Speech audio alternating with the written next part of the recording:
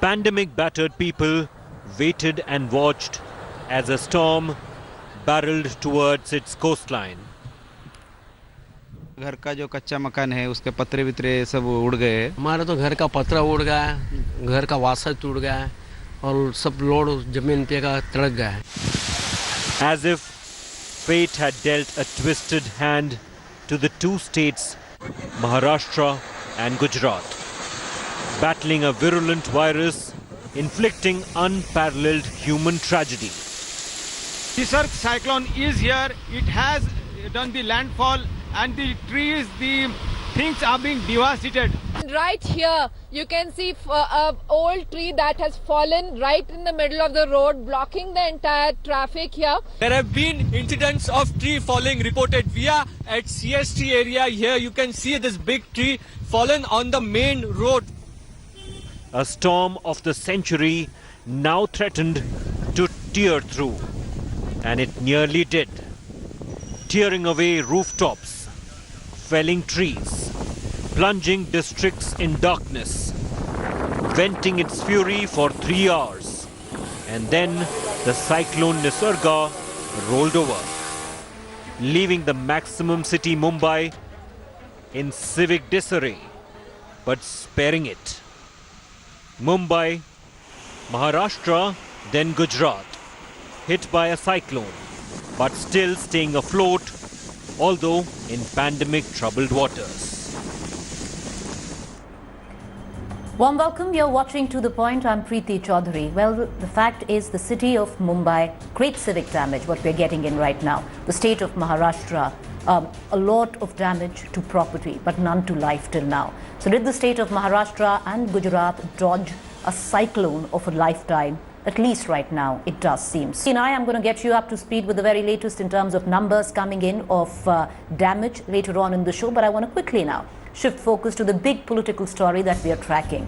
In the midst of tracking the import of numbers in terms of coronavirus, in midst of tracking a cyclone which hadn't hit the state of Maharashtra in over a century, political news came in of the former Chief Minister of Karnataka coming out and saying that certain BJP MLAs are in fact in touch with him. They are disgruntled with the government and rather unhappy with the way things are functioning in the state of Karnataka. Once again, is the political Nataka in Karnataka going to play out? That's the question.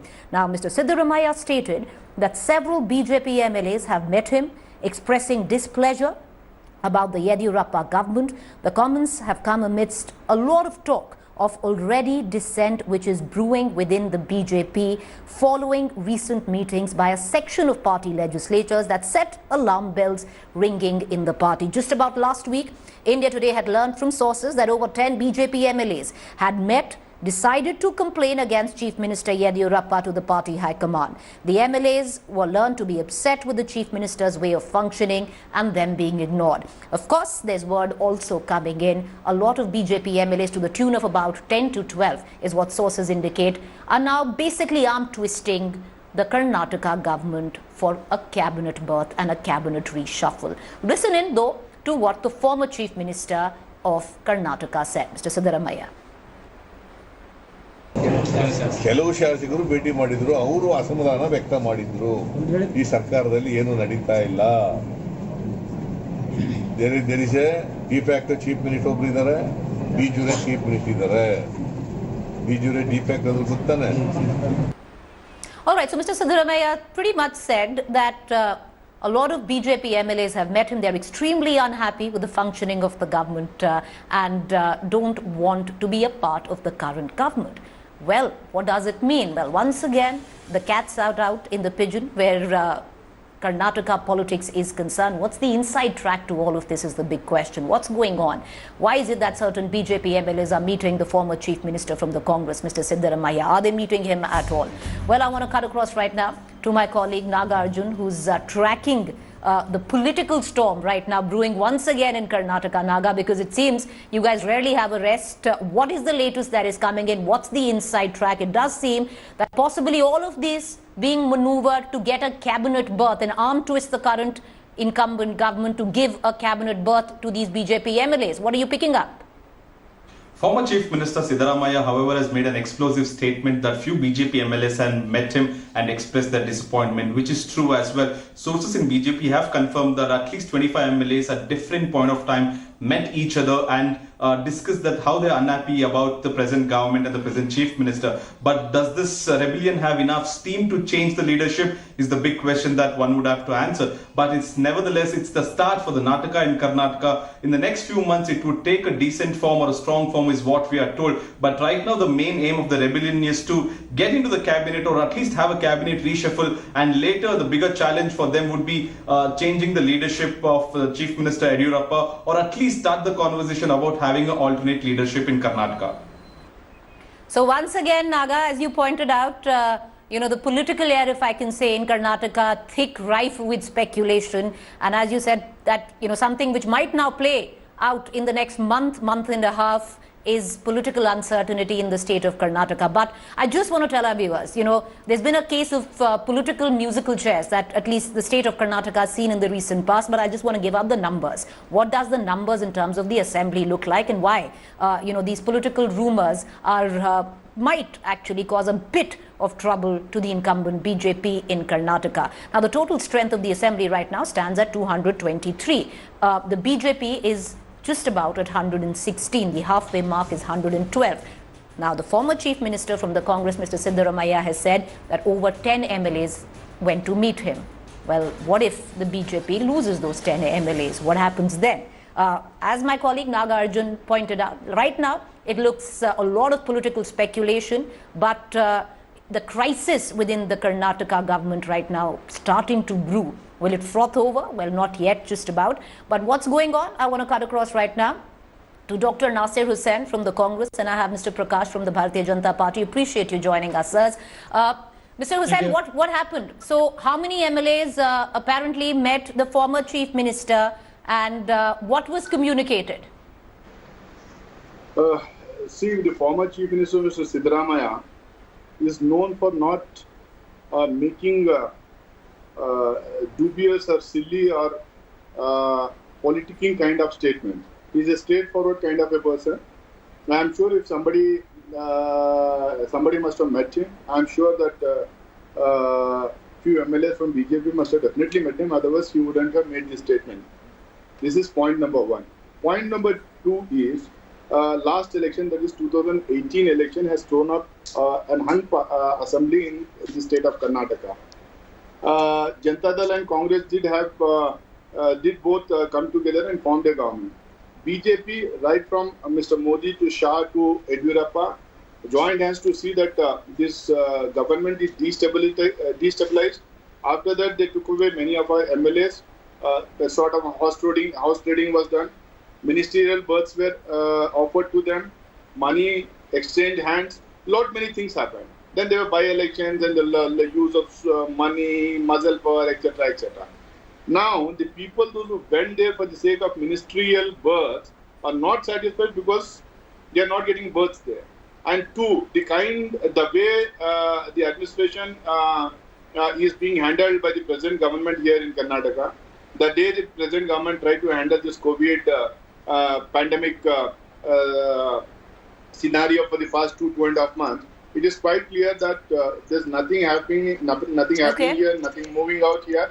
So I think there are many MLAs who are disgruntled. There are many MLAs who are not satisfied with the leadership. Lots of groupism in BJP. I am told there are two chief ministers. But okay, Mr. So this, in a situation like this, if somebody must have met him, I am sure Siddaramaiah has made this statement. Okay. But Dr. Nasir Hussain, it does seem that the MLAs of Karnataka, no matter which side of the political divide they stand on, be it the BJP, JDS or the Congress, are a disgruntled lot and pretty much turn with the wind, where it seems which side the bread is buttered. And we've seen that happen, at least through the course of political history of Karnataka. But Mr. Prakash, over 10 MLAs meeting the former chief minister of Karnataka would be worrisome. You have a wafer-thin majority right now. You stand at 116. Worried? Certainly not worried at all. This government absolutely very strong and will complete its full term. Mr. Siddaramaiah, who lost the election about 2 years back, is yet to come out of it. And now he's daydreaming about toppling this government, saying that some 10 MLAs have met him and they have expressed displeasure over the government. In fact, he had to struggle hard to become the opposition leader in the state in his own party. There is no dissident activity in the party. All MLAs are united behind Mr. Yediyurappa, and this government is very strong and stable and working for the people of Karnataka. The congressmen, of course, they are discontented. They are unable to digest the government, which they are not part of it. So they are speculating so many things. Mr. Nazir Hussain did not have one definite evidence to justify the Siddaramaiah statement. Maybe. See, these are all specifications only to divert the attention. And it's very unfortunate. He says the COVID situation has not been handled properly in Karnataka. He is from Karnataka, he should have been more proud that the Karnataka is handling the situation. The numbers are so less in Bangalore city itself. The number of COVID patients is 125 to 140 who are taking the treatment in the hospital with 1.25 crore population. And his own is in his own state, Congress-ruled state in Maharashtra. The number is about 75 to 80,000 numbers. See, let us not drag COVID situation into all this political instability debate. Okay.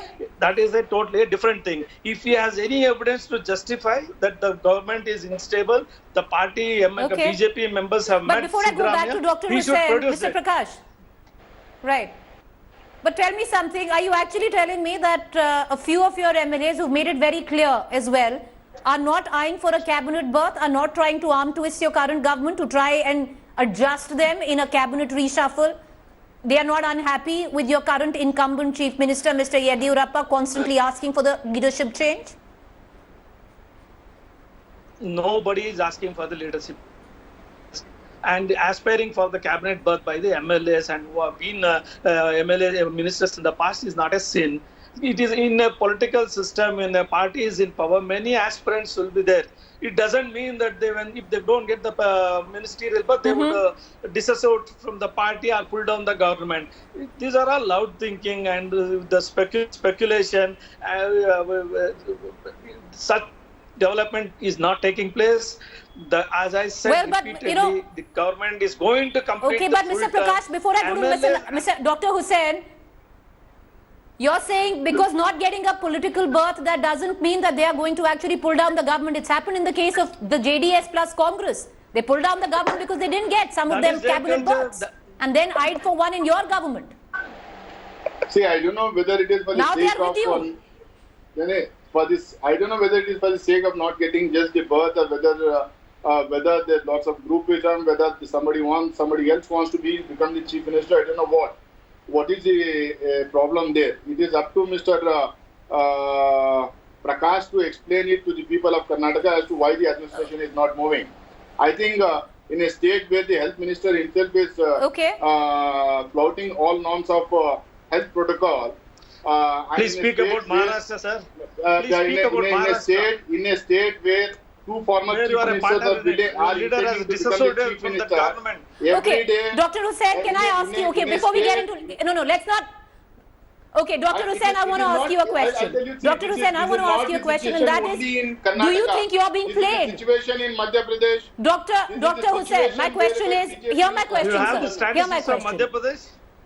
Dr. Hussain, do you think the Congress is being played? Do you think the Congress is being played right now? These MLAs meeting Mr. Siddaramaiah, trying to arm twist the government at the back to provide them cabinet berths. Don't you think that this is a possible way of using Mr. Siddaramaiah and the Congress to get in a cabinet berth and to blackmail their way into a cabinet? See, I don't know if they want to blackmail. I don't know if they really want to leave Bharatiya Janata Party or the state government and come to Congress or JDS. I don't know what is their intention. The fact is, more than 10 MLAs have met Mr. Siddaramaiah. Siddaramaiah wouldn't go to press and say, I wouldn't make a statement without MLAs meeting him. There is definitely some sort of an disgruntled MLAs. There are some sort of an disenchantment kind of a situation in Karnataka.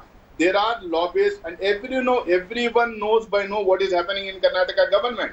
There are three different chief minister kind of people. There are three different lobbyists. Everyone wants Sir, to if have you their have any own government. evidence, Because this justify government it. came. Don't This make government came into imaginary existence statements. after Or on a spending national tons channel and debate. tons of money. Making That money has to be recovered back. imaginary statement Everyone wants to without have the any piece of the evidence cake. does not hold This any is something water. like the spoils of war. There's no point. Okay, let's not get into this. Brought down when this government All right, I came appreciate in, you. Gentlemen, everyone wants can to I use have- this opportunity to end this everyone debate? wants to be. Okay, can I take this? Can I please take this opportunity to end this debate, because now we are just completely digressing. But the point is, there's something going on.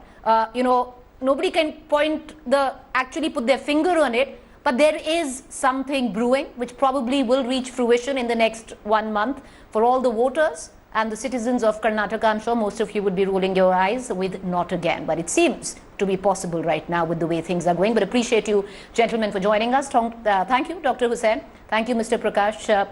With that, want to shift focus back to the day's biggest story, and that was Cyclone Nisarg. And Cyclone Nisarga today decided to spare the state of Maharashtra and Gujarat. Take a look on how the day panned out.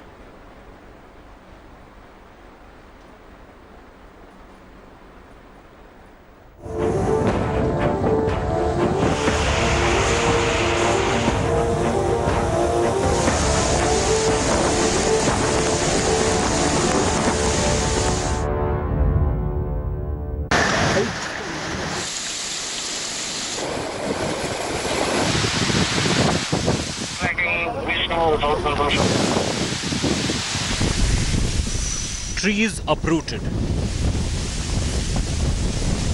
Bus stop crashing to the ground. Electric poles ripped out of the ground. Cyclone Nisarga crossed Mumbai and neighbouring Navi Mumbai area on Wednesday. Nisarga is the first June cyclone to hit the city in more than a century. As you can see, the wind speed is increasing, and according to the IMD, the wind speed right now is about 100 kilometers per hour to 110 kilometers per hour. Now, this kind of a wind speed of a cyclonic storm is something which Mumbai city, the maximum city, is not at all used to. Cyclone Nisarga made landfall near Alibag, 100 kilometers south of Mumbai, bringing in heavy rains and gushing winds. Maximum damage was caused to trees, with several being uprooted across the city. We are at CST area. Here you can see this big tree fallen on the main road. Fortunately, there was no loss of life as there is not much traffic on the road. But these kind of tree fall incidents have been reported at multiple locations in Mumbai. The force of the wind was strong enough to bring down signboards. Several signboards have fallen on this particular bridge, and the wind is gradually increasing a lot. You can't even stand at this particular place where we are right now. Fishermen were left scrambling in the wake of the storm, moving their boats up the shore to safety. कम से कम यहाँ पे हमारे 10 से 12 boat चली गई ऊपर, और बाकी बोटें थी सब हम लोगों ने वो खाड़ी साइड में रखी है। अब आप लोग ये अभी क्यों कर रहे हैं, पहले क्यों नहीं कर लिया आप लोगों ने? हम लोगों को चेतावनी मिली थी पर पानी उतना भर नहीं रहा था, इसके वजह हम लोग ने रुक गए थे। आप Section 144 was imposed across the city to restrict movement of people. Vehicular movement was not allowed on the Bandra-Worli sea link. People in low-lying areas were evacuated. 8 NDRF teams were deployed in the city to carry out relief and rescue operations. The BMC set up a disaster management cell to monitor situation on the ground. These are the screens of the CCTV cameras placed across Mumbai, and every beach and every facility is being monitored like this. whenever there is going to be any kind of a disaster, if the tree falls or the road gets blocked, or because of the rain there is a water logging, the disaster management cell will alert the fire brigade officials who are standing here. At the same time, the police officials will be alerted with these lines here, which has been mentioned, these telephone lines. Keeping in view the inclement weather, flight operations from the city were suspended till 7 p.m. While the maximum city feared the worst, Nisarga spared it, weakening by the time it reached Mumbai. Bureau Report, India Today. So yes, there is a lot of civic damage. There is a lot of loss to property being reported. Till now, there is no loss of life. So possibly that's the silver lining, which somewhere down the line has spared 2 states on which a most virulent virus is extracting the biggest human toll. So that's the story of the day where the cyclone was concerned. But heart-rending images came in through the day as well. It trended on social media, and images that would make your heart bleed. Images of a pregnant elephant standing in a lake. Now, why was this elephant standing in a lake in Malappuram district of Kerala? Well, because locals in that area fed this elephant, pregnant young elephant, a pineapple filled with firecrackers. And once she ate this pineapple, the firecrackers burst in her mouth, lacerating her entire mouth. And this elephant had in fact wandered into the village in search of food and found this. It ate the pineapple filled with the firecrackers, which then exploded in her mouth, lacerating her mouth. The elephant, in great pain, then went and stood in a river with her mouth immersed in water to stave off the flies. Maybe it was burning so much she refused to get out of the water. An effort then was made by certain villagers to rescue her, to get her out of the river, but it was too late, too little. And this young pregnant elephant died a death of abject misery. And this should leave an indelible mark on our conscience. For the last 6 years, we have had a case in Supreme Court. All the animal welfare groups have put at least 5,000 to 6,000 pages of elephants that have been killed like this in front of the Supreme Court. The Supreme Court has not heard this case in 7 years. It keeps coming, and then they push it to another date and another date and another date. From the time this case has gone to now, 11,000 elephants have died. Now, how many more should we kill before the Supreme Court will hear this matter? If there is one image that burns into public memory of how we treat our animals, should be of this young elephant standing in a lake. Her mouth is lacerated because she's actually been fed a pineapple which has been filled with firecrackers, of this young elephant. And I hope that something changes on the way we look at animal rights and the laws that we make to protect these animals. Thank you for joining us. Thank you for joining us on To The Point. I'll see you tomorrow.